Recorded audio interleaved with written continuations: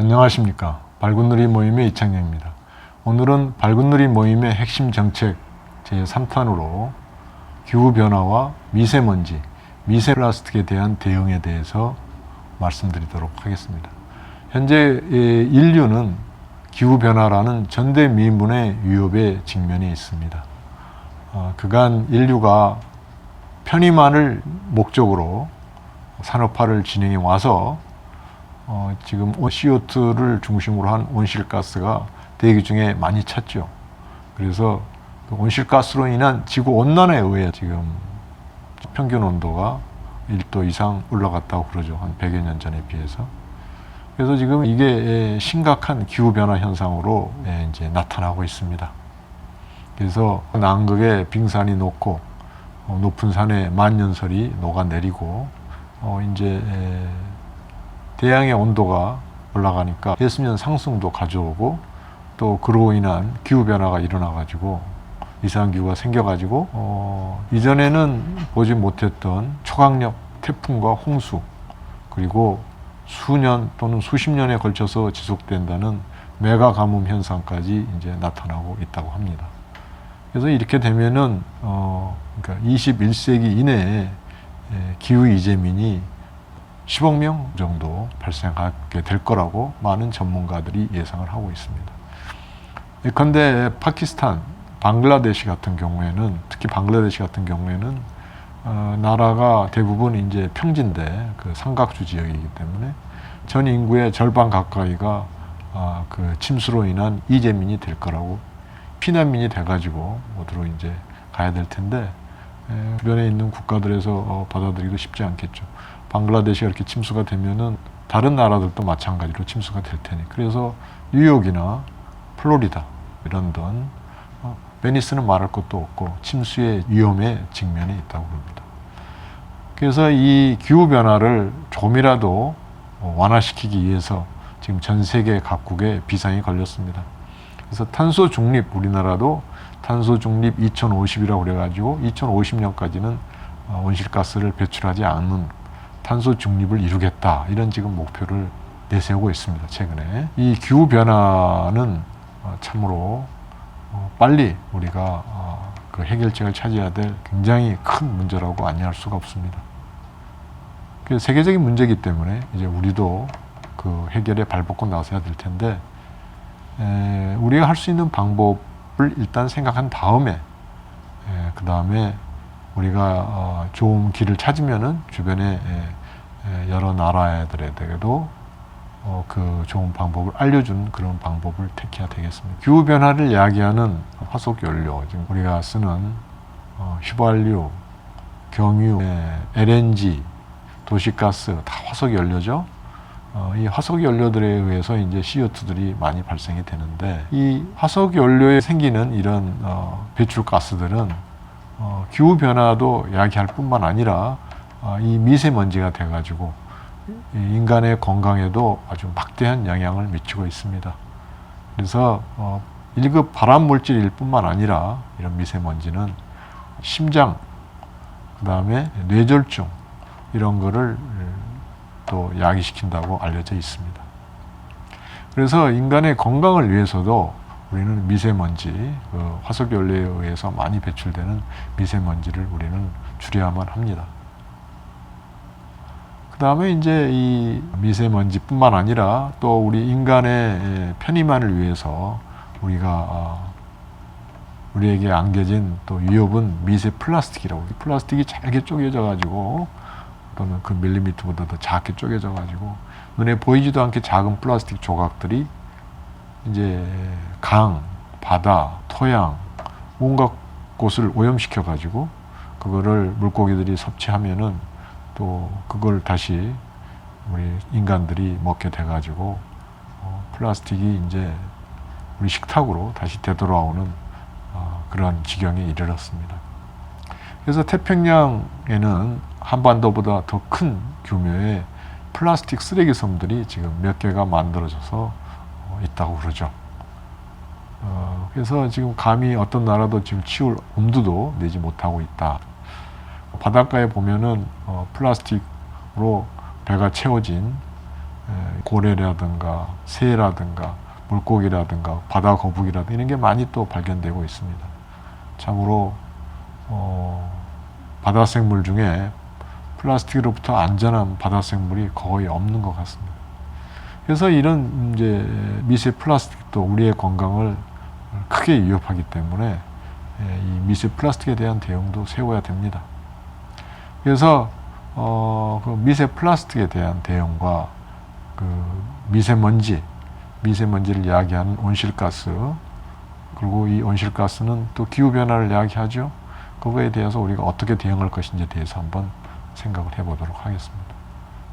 먼저 이 온실가스, 기후변화를 이야기하는 온실가스는 주로 화석 연료에 의해서 생깁니다. 그러니까 우리가 자동차 배기가스, 가솔린이 됐든 경유가 됐든 LNG가 됐든 다 이 화석 연료로 인해 가지고 이거를 태우면은 온실가스가 배출이 되죠. 그리고 이제 동시에 그게 또 미세먼지가 돼 가지고 인간의 건강도 위협하죠. 그래서 이제 화석 연료의 사용을 획기적으로 줄이고 이제 더 이상 쓰지 않아야 되는데, 그러기 위해서는 우리가 화석 연료를 대체할 새로운 방법을 개발해야 됩니다. 그 중에 가장 지금 대표적으로 떠오르는 게 바로 수소를 이용하는 방법이죠. 이미 이 로켓은 수소를 연료로 사용해서 달나라까지 가고 그랬습니다. 그러니까 수소하고 산소를 결합시키며 가지고 태워가지고 그럼 물이 나오겠죠. 그걸 이제 뒤로 싸가지고 미국이나 일본은 지금 수소 로켓을 이미 실용한 지가 오래됐고, 우리나라는 수소 대신에 화석연료. 근데 어쨌든 그래서 이 수소를 써야 되는데, 지금 이 로켓은 이제 뭐 우주로 나가기 때문에, 물론 나가기 전에 엄청난 배기가스를 방출하지만은 더 큰 거는 이제 항공기죠. 항공기, 선박의 디젤 엔진, 그 다음에 자동차, 이것들을 이제 우리가 온실가스를 배출하지 않는 그런 자동차나 비행기나 배를 만들어야 되는데, 수소 가스 터빈을 예를 들자면은 로켓에서 수소를 쓰는 것처럼 비행기 이 제트 엔진도 수소 가스 터빈으로 만든다면은 온실가스가 배출이 되지 않고 아주 친환경이 되겠죠. 그래서 가스터빈도 이제 발전에도 이용되는데, 가스터빈 발전에서 수소를 지금 현재 LNG 대신에 쓰겠다, 이런 연구를 우리나라에서도 시작을 했죠. 두산중공업에서 가능합니다. 충분히 하면은. 그래서 빨리 그 연구를 해야 되고, 수소 가스터빈, 그다음에 이제 제철소에서 코크스를 써가지고 거기서 이제 온실가스가 많이 배출이 되는데, 그거를 이제 코크스를 쓰지 않고 수소로 이제 태워가지고 수소 환원 제철법을 쓴다면은 아주 친환경이 되겠죠. 온실가스 배출이 전혀 없는. 그래서 이미 이 포철에서도 수소 환원 제철법을 이제 연구하겠다 이미 나섰죠. 그래서 수소 가스 터빈, 수소 환원 제철법, 그 다음에 수소 엔진, 그러니까 수소 가스 터빈을 만들면은 배도 수소로 이렇게 운항할 수가 있겠죠. 수소 연료 전지를 쓰든지 아니면은 수소 가스 터빈으로 직접 추진을 하든지 발전을 하든지 해가지고, 그래서 그렇게 하고, 그 다음에 이제 대형 트럭이나 버스 같은 경우에 수소 연료 전지를 써가지고 수소 연료 전기차로 만들어가지고 하고, 조그만 승용차들은 그냥 일반 전기차로 해가지고 쓰면은 온실가스 배출을 거의 다 막을 수가 있을 겁니다. 자, 그런데 이제 여기서 중요한 점은 두 가지가 되겠죠. 하나는 수소를 어떻게 공급할 것인가, 다른 하나는 수소 가스 터빈이라든가 수소 환원 제철법이라든가 수소 제트 엔진이라든가, 지금 이미 수소 연료 전지는 실용화가 돼가지고 우리나라 현대 자동차에서도 수소 트럭을 만들어서 수출하고 있죠. 그러니까 그런 거를 더 대폭 투자를 해가지고 그런 기술을 더 빨리 실용화, 상용화를 시켜야 되겠습니다. 그 다음에 둘째는 이제 수소를 어떻게 만들 것이냐. 현재는 뭐 수소가 석유화학 공장에서 부산물로 이렇게 부생수소가 나온다고 그러는데, 그걸로는 이제 나중에 전체가 수소 경제로 바뀌면은 부족하겠죠. 그래서 수소를 직접 만들어야 될 텐데, 이 수소를 만드는 방법은 전기분해하는 방법이 있죠. 물을 전기분해하면은 수소와 산소로 분리가 되니까 전기분해하는데, 그러려면 전기가 필요하죠.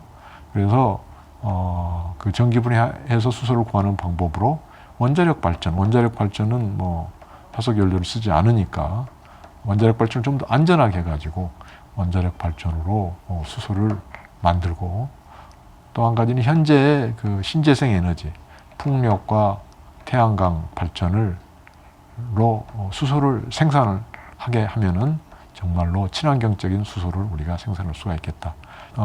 태양광이나 풍력으로 수소로 만들어 가지고 그걸로 우리가 수소 연료로 쓰고 수소 발전을 하고 그러면은 좋겠죠. 태양광이나 풍력이 항상 있는 게 아니라 태양광 같은 경우에는 낮에만 가능하고 비가 오지 않을 때 가능하고, 풍력도 바람이 불 때만 가능하기 때문에 이게 마음대로 조절할 수가 힘들죠. 그래서 가능할 때 발전된 전기를 저장을 해둬야 되는데, 그것도 무한정 배터리에다 저장하기도 쉽지가 않죠. 그래서 수소를 만들어서 수소를 잘 저장해가지고 그거를 연료나 발전 원료로 쓴다면은 훨씬 더 효율적이겠죠. 그래서 이 모든 과정을 지금 더 연구를 해야 됩니다. 그래서 이러한 과학기술 분야에 정부에서 대대적으로 투자를 해서 그런 거를 가능하게끔 해가지고 친환경적인 해서 미세먼지도 작고 기후변화에도 대응하는 탄소 중립을 더 빨리 실현하는 방법을 택해야 되겠습니다. 미세 플라스틱에 대해서는 이미 현재도 썩는 플라스틱이 가능하다고 그럽니다. 문제점은 그게 너무 좀 비싸다는 건데, 그걸 좀 더 연구를 해가지고 썩는 플라스틱을 좀 더 튼튼하고 오래가게 더 싸게 이렇게 만들어가지고 실용화할 수 있게끔 해가지고 현재 썩지 않는 플라스틱을 대체를 해가지고 환경을 살리도록 해야 되겠습니다. 그리고 이미 기존에 있는 그 플라스틱 폐기물들은 우리가 앞장서서, 대한민국부터 앞장서서 태평양에 있는 플라스틱 폐기물도 조금씩 수거를 하고 해가지고 다른 나라들도 동참하게끔 해서 우리가 깨끗한 지구와 나라를 만들어 가야 되겠습니다. 이렇게 해서 우리가 지금 현재 우리 인류 앞에 닥친 기후변화라는 큰 문제에 대해서도 대처를 하고, 우리 인간들에게 큰 건강에 위험을 주는 미세먼지와 미세 플라스틱에 대해서도 대처를 해 나가야 되겠습니다. 그래서 발군놀이 모임이 이러한 친환경적인 기후 대책과 건강 대책을 잘 정책으로 집행하는 데 최선을 다할 것입니다. 함께 해 주십시오. 고맙습니다.